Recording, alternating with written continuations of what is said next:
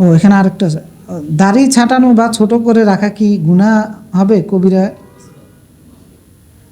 দাড়ি ছোট করে রাখেন, কামিয়ে ফেলেন, কবিরা গুনাহ হবে। দাড়ি এক মুষ্টির বাইরে কামাইলে, এক মুষ্টির কম ছাটাইলে কবিরা গুনাহ হবে।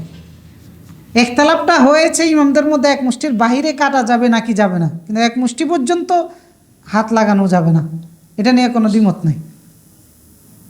সুতরাং ওই এখন কথা হচ্ছে যে যার মুখে দাড়ি নাই আর যার মুখে আছে, যার মুখে আছে যার মুখে নাই তার থেকে সে উত্তম, কিন্তু এর দ্বারা গুনাহ থেকে বাঁচার কোনো সুযোগ নাই, কারণ দাড়ি রাখা ওয়াজিব, দাড়ি রাখা সুন্নাহ না, ওয়াজিব তরক করার কারণে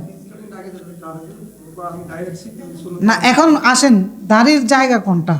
দাড়িকে আরবিতে লেহিয়া বলা হয় তাকে। এই লেহিয়া হচ্ছে চোয়াল, এই চোয়ালকে লেহিয়া বলে। নারীর নিচের যে চোয়ালটা আছে এটাকে লেহিয়া বলে। মা ইয়ামবুতু আশ-শা'r মিনাল লেহিয়া, অর্থাৎ যে চুল লেহিয়ার উপরে গজাইছে এটাকে দাড়ি বলে। এই লেহিয়ার বাহিরেরগুলো আপনি কেটে ফেলতে পারেন, যেমন গলার নিচের এগুলো কাটতে পারেন, যেমন গালের এই অংশে এগুলো কাটতে পারেন, কারণ এগুলো চোয়ালের উপরে নয়, এগুলো চোয়ালের উপরে নয়। তো এই চোয়ালের উপরে যেটা উঠবে এটা আপনাকে রাখতে হবে, যদি না রাখেন তাহলে এবার পৃথিবীর যেই হোক সে কবিরা গুনাহ হবে দাড়ি না রাখার কারণে এবং এক মুষ্টির কম ছাটানোর কারণে, কারণ রাসূলুল্লাহর নিষেধ আছে এবং রাসূলুল্লাহর আদেশ আসে। আর রাসূল সাল্লাল্লাহু আলাইহি সাল্লাম অন্যদের সাথে সাদৃশ্য করতেও নিষেধ করেছেন। অনেক বুড়া মানুষ আছে, আল্লাহ মানে আল্লাহ ওনাদেরকে বুঝ দান করুক, যে বৃদ্ধ হওয়ার পরেও দাড়ি রাখে না, মানে দেখতে এদেরকে কীরকম লাগে, হিন্দুদের মতো লাগে। আমরা আলহামদুলিল্লাহ আমাদের এখানে এরকম কয়েকজনের পরামর্শ দিয়েছি, আর মাশাআল্লাহ লিখে দাড়ি আপনি রেখে দেখেন না, আপনার সৌন্দর্য কত গুণ বৃদ্ধি হয়ে যায়।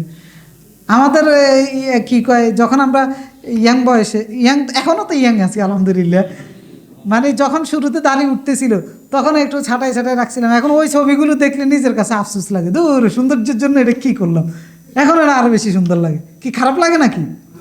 যাদের আছে তাদের কি খারাপ লাগে? দেখেন, যাদের দাড়ি আছে তাদের চেহারার দিকে তাকান, আর যাদের নাই তাদের দিকে তাকান। তো এই জন্য হ্যাঁ, ওই তো মেয়ে মানুষের সাথে সাদৃশ্যতা করতে নিষেধ করেছে। তো ইসলামের বিধানগুলো খুশি মনে পালন করবেন, আপনি সম্মান পাবেন, রাসূলের কাছেও পরকালেও মর্যাদা পাবেন, উপযুক্ত বিনিময় পাবেন। সহিহ হাদিস বলতে কি বোঝায় এবং দুর্বল হাদিস বলতে কি বোঝায় বিস্তারিত জানতে চাচ্ছি। আরও একদিন আলোচনা করেছিলাম সহিহ হাদিস। সহিহ হাদিস হচ্ছে 5টা সত্য যদি পাওয়া যায় এটাকে হাদিস সহিহ বলা হয় থাকে। 5টা সত্যের মধ্যে হচ্ছে একটা হচ্ছে যে মুত্তাসিলের সনদ, অর্থাৎ হাদিসের মূল বক্তব্যের আগে কয়েকজন ব্যক্তির নাম দেখবেন, এই নামগুলো মুত্তাসিলের সনদ, সনদের ধারাবাহিকতা থাকা, অর্থাৎ যিনি যার থেকে শুনছে এভাবে প্রজন্মের ধারাবাহিকতা থাকা, উনি ওনার থেকে শুনছে, উনি ওনার থেকে শুনছে, উনি ওনার থেকে শুনছে, এরপর আপনার কাছে গেছে। আপনার কাছে আসতে গিয়ে হয়তো 5 জন বায়া হয়ে আসছে, 5 জনের মধ্যে কোনো একজনের নাম বাদ পড়ে নাই, যদি এই শর্ত থাকে। এটা হচ্ছে 1 নম্বর শর্ত। 2 নম্বর শর্ত হচ্ছে দপ্তর রুয়াত, মানে রাবিদের দপ্ত হচ্ছে রাবিদের মুখস্থ শক্তি, হাদিস সংরক্ষণ করার শক্তি। এটা মুখস্থের মাধ্যমে হতে পারে, লিখিত রাখার মাধ্যমে হতে পারে, এটা যদি থাকে। 3 নম্বর হচ্ছে আদালা, রাবিদের ন্যায়পরায়ণতা, রাবিরা গুণাগান পাপ কাজ করতো না, ন্যায়নিষ্ঠ ব্যক্তি ছিলেন, এরকম বর্ণনাকারী এরকম ছিলেন। 4 নম্বর হচ্ছে আদামুল সুজুজ আদামুল ইল্লাহ। সুজুজ মানে হচ্ছে যে হাদিসটা সহি, যে সহি হাদিস হওয়ার আরেকটা শর্ত হচ্ছে আদামুল সুজুজ হওয়া, সুজুজ না হওয়া। সুজুজটা কি? সুজুজটা হচ্ছে যে একটা হাদিস যিনি বর্ণনা করেছেন তার চাইতে ভালো বিশ্বস্ত একজন ব্যক্তি এর বিপরীত বর্ণনা করেন নাই, বিপরীত কথা বলেন নাই। মনে করেন আমি হাদিসটা বলছি, আমার চাইতে ভালো জ্ঞানী এবং আমার চাইতে বিশ্বস্ত একজন ব্যক্তি আমার বিপরীত বলে নাই, তাহলে এটা সহি হবে। যদি বিপরীত বলে তাহলে হাদিসটা সহি থাকবে না। তাহলে কয়টা শর্তগুলো? 4টা। আর একটা হচ্ছে আদামুল ইল্লাহ, মানে গোপন কোনো ত্রুটি না থাকা। এটা বিশেষজ্ঞ ব্যক্তিরা ধরতে পারবে গোপন ত্রুটি, হয়তো মানে উনি ভুলে হয়তো কোনো একটা শব্দ ভুলে গেছে, এরকম কোনো দুর্বলতা না থাকা, অথবা উনি মনে হচ্ছে এটা, অথবা এই জাতীয় ত্রুটি যদি না থাকে, এই 5টা শর্ত যদি সঠিক থাকে তাহলে সেটাকে সহিহ হাদিস বলা হয় থাকে। সহিহ হাদিসের পরের স্তর হচ্ছে হাসান। হাসান হচ্ছে দপ্তের মধ্যে একটু ত্রুটি, দপ্ত মানে হচ্ছে মুখস্থের মধ্যে একটু ত্রুটি, অথবা লিখে রাখছে সেটার মধ্যে একটা ত্রুটি যদি তাহলে আর বাকি 4টা শর্ত ঠিক আছে, এটা হচ্ছে হাসান। এখন সহিহ হাদিসের হুকুম হচ্ছে এটা আমলযোগ্য, কবুলযোগ্য এটা শরীয়তের বিধানের যোগ্য, এটাকে আমল করতে হবে, আবশ্যক, ওয়াজিব। আর হাসান হাদিসের ক্ষেত্রে যদি সহিহ হাদিসের বিপরীত না হয় তাহলে হাসান হাদিসও দলিল। আর একটা বলেছেন দুর্বল হাদিস। দুর্বল হাদিস হচ্ছে এই 5টা সত্যের যে কোনো একটা সত্যর অনুপস্থিত থাকলে সেই হাদিসটা দুর্বল হিসেবে গণ্য হবে। দুর্বল মানে হচ্ছে হাদিসটা রাসূল থেকে এসেছে কিনা এটা প্রমাণিত নয়। সুতরাং দুর্বল হাদিসের মত ক্ষেত্রে কিছু কিছু আলেমরা বলেছেন শরীয়তের আহকাম না হলে, বিধিবিধান না হলে আমলযোগ্য। আর কিছু আলেমরা বলেছেন যে না, আহকাম হোক বা না হোক এটা আমলযোগ্য নয়, কারণ এটা রাসূলের থেকে সহিহ হিসাবে প্রমাণিত না, সুতরাং এটা আমলের যোগ্য নয়। আশা করি বুঝছেন, সংক্ষিপ্ত বললাম আর কি। গুলশান বনানীতে অনেক নারী কবর জিয়ারত বা মাজারে যায়, এটা কি বৈধ? মহিলাদের কবর জিয়ারত করা জায়েজ? মহিলাদের কবর জিয়ারত করা জায়েজ নেই। প্রথমত হচ্ছে আপনার কবর জিয়ারতের উদ্দেশ্যটা বুঝবেন। কবর জিয়ারত করার উদ্দেশ্যটা কি? কবর জিয়ারত করার উদ্দেশ্য রাসূলুল্লাহ তার হাদিসের মধ্যে বলে দিয়েছেন। রাসূলুল্লাহ সাল্লাল্লাহু আলাইহি ওয়াসাল্লাম যে কুনতু নাহাইতুকুম আন জিয়ারাতিল কুবুর, আমি তোমাদেরকে কবর জিয়ারত করতে নিষেধ করেছি। কারণ কবর জিয়ারত করতে যাও অনেকে কবর পূজা করে ফেলে, যাইয়া সেখানে এবারে ভালো নামি দামি ব্যক্তি মারা গেছেন, আল্লাহর ওলি মারা গেছেন, অতি ভক্তির কারণে পরে কবরের ভক্ত হয়ে যায়। হ্যাঁ, তো এগুলো হয়েছে। তো এই কারণে রাসূলুল্লাহ বলেন কবর জিয়ারতই করা যাবে না। এরপরে দিয়ে এবারে বললেন যে ফাজুরুহা, এখন তোমাদেরকে পারমিশন দিচ্ছি কবর জিয়ারত করার, এখন জিয়ারত করো। তো কবর জিয়ারতের উদ্দেশ্য কি? তখন বলে দিলেন যে ফাইন্নাহা তুযাক্কিরুল আখিরা, যে তোমাদেরকে আখিরাতের কথা স্মরণ করিয়ে দিবে। কবর জিয়ারতের এইটা ছাড়া আর কোনো উদ্দেশ্য নাই। আর যত উদ্দেশ্য বলা হয় এগুলো সব বানোয়াট, যে কবরে দাঁড়াইলে এই সওয়াব হবে, ওই দোয়া হবে, এই জাতীয় কিচ্ছু হবে না। যার কবরে নাই তো সে সওয়াব কোত্থেকে পাবে? যে আকাশেই বিমানে শেষ হয়ে গেছে, যে সাগরে হারিয়ে গেছে, যে আর বাবা সৌদি আরবে মারা গেছে, সে আর কোনোদিন যাইতে পারবে না। এখন ওই বাবার কবরে, হ্যাঁ, তো সেই তারা সওয়াব যাওয়া না যাওয়া, কবরের পাশে দাঁড়াইলে আলাদা কোনো কিছু হয়, এই জাতীয় কোনো কিছু কবর জিয়ারতের মধ্যে নাই।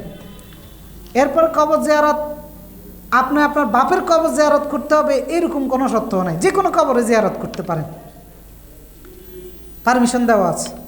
তো সুতরাং কবর জিয়ারত করার উদ্দেশ্য হচ্ছে যে আখিরাতের স্মরণ, যাইলে সেখানে মৃত্যুর কথা মনে হবে, এটার জন্য, আর কোনো উদ্দেশ্য নাই।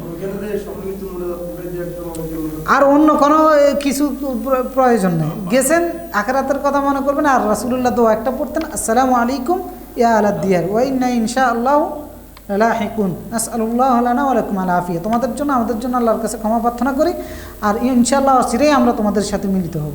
এই ছোট্ট একটা দোয়া করতেন, এটা যথেষ্ট। আর হচ্ছে মহিলাদের কবর জিয়ারত করা জায়েজ নাই। হ্যাঁ, মাইয়িতকে দাফন করার সময় তার পিছনে যাওয়া জায়েজ আছে যদি ফিতনা সমস্যা না হয়, কিন্তু কবর জিয়ারত করা মহিলাদের জন্য জায়েজ নাই। কারণ রাসূলুল্লাহ সাল্লাল্লাহু আলাইহি ওয়াসাল্লাম সম্ভবত সহিহ ইবনে মাজার মধ্যে রাসূলুল্লাহ বলেছেন লাআনাল্লাহ জাওয়ারাতিল কুবুর, যে সমস্ত নারীরা কবর জিয়ারত করে তাদের উপর আল্লাহর লানত।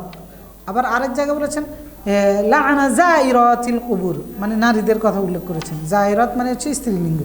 তো যে সমস্ত নারীরা কবর জিয়ারত করে তাদের উপর লানত, তো সেই জন্য নারীদের কবর জিয়ারত করা বৈধতা নাই। মাজারগুলোতে তো যা মাজার পূজা করার জন্য, এরপর যে বনানী নামি দামি কবরস্থানগুলোর মধ্যে এখানে অনেকে যায়। হ্যাঁ, মহিলাদের কবর জিয়ারতে যাওয়া জায়েজ নাই। কারণ কি মহিলাদেরটা নিষেধ করার? কারণ হচ্ছে মহিলারা নরম মনের হয়ে থাকে, আবেগী হয়ে থাকে, আবেগকে কন্ট্রোল করতে পারবে না। সেখানে বৈধ কাজ করতে যায় অনেকগুলো অবৈধ কাজ করে ফেলতে পারে। অবৈধ কাজটা কি? সেখানে গিয়ে হাও মাও করে কাটতে পারে, বুক থাপড়াইতে পারে, আবেগে অনেক হারাম কাজ করে ফেলতে পারে, যার কারণে মহিলাদেরকে নিষেধ করা হয়েছে।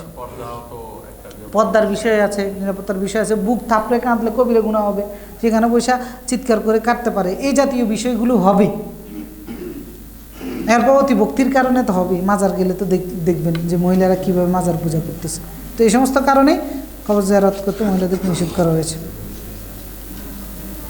আসসালামু আলাইকুম। ওয়ালাইকুম আসসালাম রহমতুল্লাহ। আমাদের দেশে সাধারণত 20 থেকে 30% ভোটার ভোট দিতে যায় না। এই ভোটাররা ভোট না দেওয়ার কারণে যদি কোনো জালেম ক্ষমতায় যায়, এক্ষেত্রে কি ওই ভোটারগণ পাপের ভাগিদার হবেন? এটা তো আমরা গত কয়েক সপ্তাহ আগে আমরা আলোচনা করেছিলাম, হ্যাঁ, যে আপনি নিশ্চিতভাবে জানেন এখানে দুইজন প্রার্থী, এই প্রার্থীটা এই প্রার্থীর চাইতে ভালো। এখন আপনাকে বলছে আপনি বাছাই করেন কে ভালো। এখন আপনি বাছাই করলেন না, মতামত দিলেন না, কারণ আপনার মনে হচ্ছে যে কোনোটাই ভালো না, কিন্তু আপনি এটা জানেন তুলনামূলকভাবে ভালো। খারাপ ঠিক আছে, হতেই পারে, কিন্তু তুলনামূলকভাবে যে ভালো আপনি দিলেও, আপনি জানেন আপনি দিলেও একজন এখানে নির্বাচিত হবে, না দিলেও একজন নির্বাচিত হবে। তো সুতরাং তুলনামূলকভাবে ভালো যে তার পক্ষে আপনাকে সাক্ষীটা দিতে হবে। না দেওয়ার দিলে আপনি একভাবে গুনাহগার হবেন, কারণ হচ্ছে আপনি সাক্ষীটা গোপন রেখেছেন, আপনি সাক্ষীটা গোপন রেখেছেন। কারণ আল্লাহ তাআলা বলছেন মান আযলামু মিম্মান কাতামা শাহাদাতান ইনদা মিনাল্লাহ, এটা জুলুম, সাক্ষী গোপন করে রাখা। আরেক জায়গায় বলেছেন ওয়ালা তাকতুমুশ শাহাদা, সাক্ষ্য গোপন করে রেখো না। ভোট, এটা নাম হয়তো এখন ভোট হয়েছে আর কি, এটা স্বাভাবিক আরবি অর্থ হচ্ছে সাক্ষী দাও।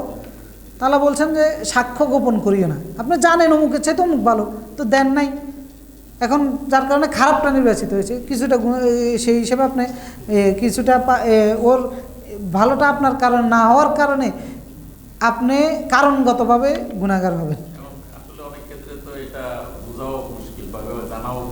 এখন আপনি যদি জানেন, আমি তো বললাম যদি জানেন, যদি না জানেন তাহলে আপনি গুনাহগার হবেন না। আর যদি আপনার ইজতিহাদে বলে যে না কাউকে দেওয়া ঠিক হবে না, উভয়টাই একই রকম, সেই হিসেবে আপনি যদি না দেন তাহলে আপনি গুনাহগার হবেন না। আমি জামাতে দাঁড়ানোর সময় যদি ইমাম ফাতিহা পড়া শেষ করে ফেলেন, তবে কি আমার পড়তে